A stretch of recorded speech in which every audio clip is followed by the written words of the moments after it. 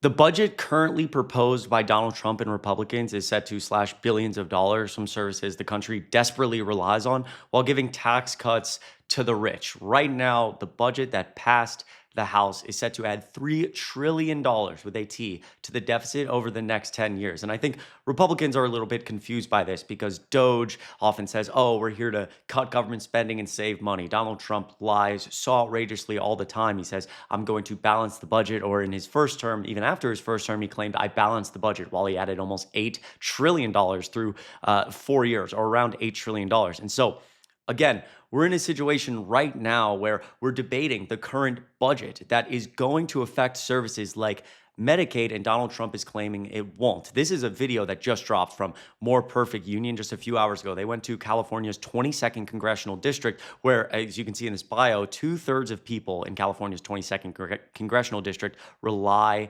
on Medicaid. And some of them voted for Trump and they feel very betrayed because without Medicaid, they would lose their life. This is one of the people they interviewed. I want you to listen to this for a second. It's incredibly heartbreaking.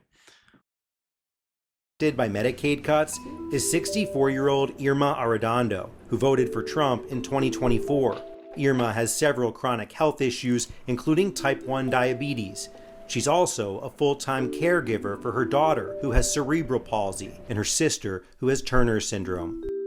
Valerie have her medication for her seizures. She needs care everything.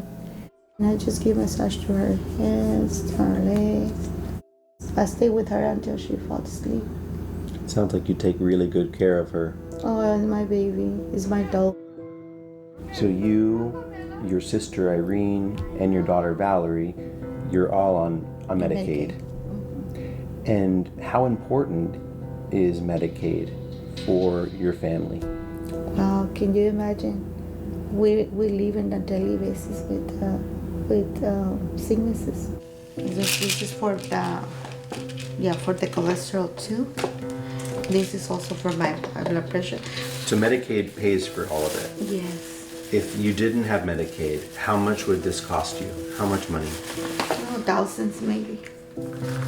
Thousands. Thousands. And that's just for you? Just for me. Not for your daughter? Not for your sister? No. The medicine that my daughter takes for seizures, I won't be able to afford it. So we feel hopeless if those cuts come, you know. What we're going to do.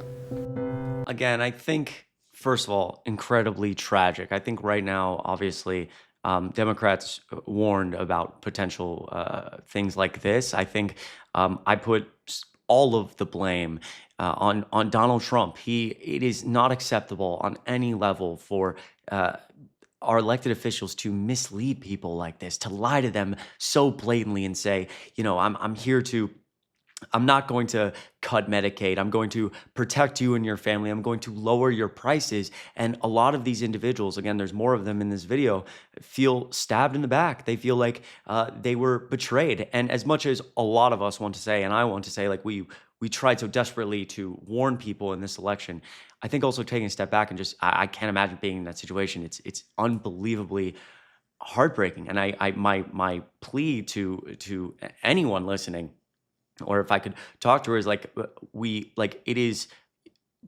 I guess my plea would be to continue to use your voice and not necessarily blame a lot of these voters, but say you were taken advantage of and it's not okay. You deserve better from our elected leaders. And so it's incredibly tragic. If we look at the math here from the actual budget itself, because it's a little more nuanced than cutting Medicaid, but I will explain. So right now, Donald Trump has pledged not to make any changes to Medicaid, but the new budget, which is passed in the House, calls for $880 billion in cuts from the House Energy and Commerce Committee, which oversees Medicaid. And essentially, if we scroll down here, this is an article that dropped from Newsweek that has some pretty good information. What Trump has said, despite Trump's claims that Medicaid will continue to be funded at its current levels, the Congressional Budget Office found that even if the Energy and Commerce cuts every program except Medicaid, Medicare, and CHIP, they'd be able to save only $135 billion, far below the Republican stated $880 billion goal. And so, again, what Democrats and a lot of Republicans actually right now are saying is, You're claiming you're not cutting Medicaid, but there's no way to make the math work in the budget that you passed without doing it. And so, again, right now, understandably, incredibly, a lot of these individuals, both Democrats and Republicans, Americans who rely on Medicaid, are scared. They're really scared because they don't understand it. That's at this point what is going to happen if this budget passes. The only way that this math works, is if Medicaid is passed. So these are a couple of the quotes from individuals in politics. This is the Democratic ranking member of the House Budget Committee. This analysis from the nonpartisan CBO, which is what I just read about the cuts that you have to make the math work, confirms what we've been saying all along. Republicans are lying about their budget. Their plan would force the largest Medicaid cuts in American history, all to pay for more tax giveaways to billionaires. This is a complete betrayal of the middle class, and Democrats will keep fighting to stop that. And then obviously you have Mike Johnson saying we're not going to touch Social Security, Medicare, and Medicaid. You have the White House saying, disagreeing and saying, no, we promise we're not going to touch it. But again, that's the only way the math works out. The budget proposal itself arrives as Republicans want to slash $2 trillion from the federal budget over the next decade, and it would allow them to extend key provisions of the 2017 Tax Cuts and Jobs Act, which would cost nearly $5 trillion. So again, I think in the framing of all of this, the idea that Americans are being screwed over after they were promised these things, that they were promised lower prices, they were promised that their Medicaid wouldn't be touched, and here we are. They don't deserve it. We need to keep speaking out and yelling from the rooftops that Donald Trump and Republicans lie more outrageously than any political group in American history. And I firmly believe this. There's plenty of evidence to suggest this. We had a Washington Post analysis from his first term. Donald Trump told over 30,000 false or misleading claims through his first term. That's over 20 a day. It's the entire goal is flood the zone, lie so outrageously and consistently that you start to essentially break what is fact. We used to in this country debate opinions after we learn the facts. Now we just all debate about what the facts are. And a lot of that is because of the explicitly stated goal of Donald Trump, Steve Bannon, people like Stephen Miller who go with the flood the zone route. We're going to lie so often, so outrageously, and just basically cause chaos in order to get some of these things passed that we want, like tax cuts for the rich. Incredibly, incredibly tragic. And if we can listen for a second to why this individual decided to vote for Trump, which she talked a little bit about right here. I'll play the clip. No, it's not right. ¿Por qué van a hacer tanto recorte? Sí, tanto recorte. ¿En dónde lo van a poner ese dinero? ¿Dónde? In the last election, who did you vote for?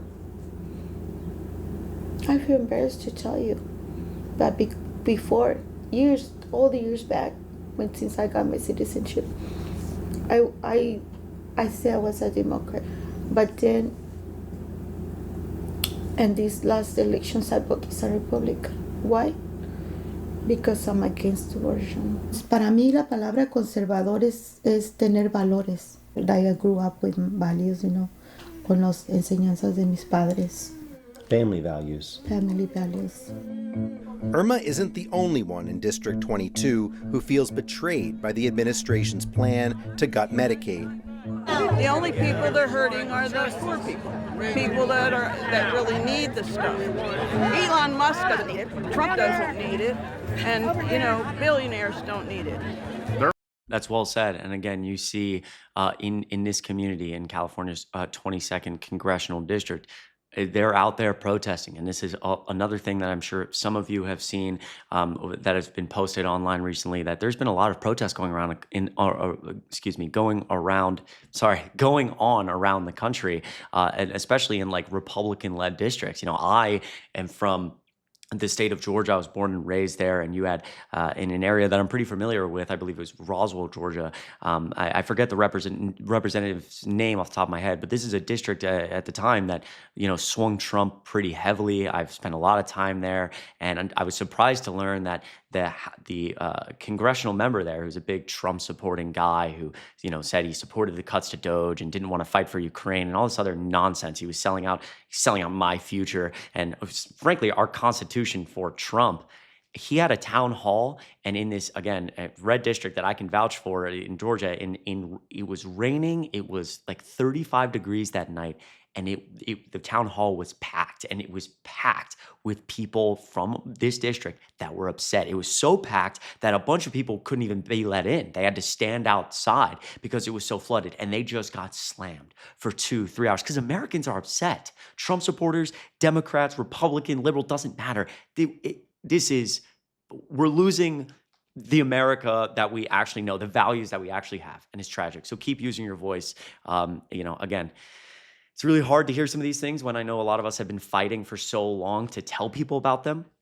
But this is where we're at now, and so we need to keep using our voice and advocate for these communities. This woman she's a good person. We might not agree with some of these standpoints. I may not fundamentally not understand her standpoint on abortion, but she's also caregiving for her daughter. She's caregiving for other family members, and she relies on these services, and we should fight for her. And we should also fight for her because Donald Trump has spent, now almost a decade in American politics doing nothing but lying to enrich himself and get to the top. And that should infuriate you more than anything.